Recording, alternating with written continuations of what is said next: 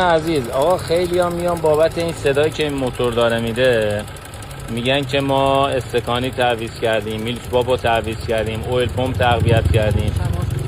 الان یه بنده خدا هم اومده اینجا، صاحب این ماشینه، فکر کرده صدای چیه؟ ما شاید فکر میکردیم که از فولی تصمیه باشه یا جرقه سر شم باشه، ولی خب هیچ کدومش نبود. خب حالا بریم ببینیم ایراد برای چیه. الکی هم دیگه برای این ایراد هزینه نکنید.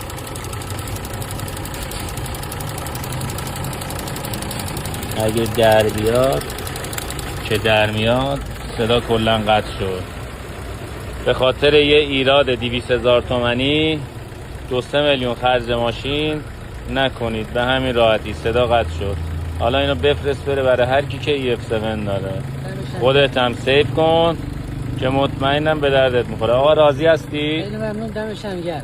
خیلی آقایی، یا علی مدار.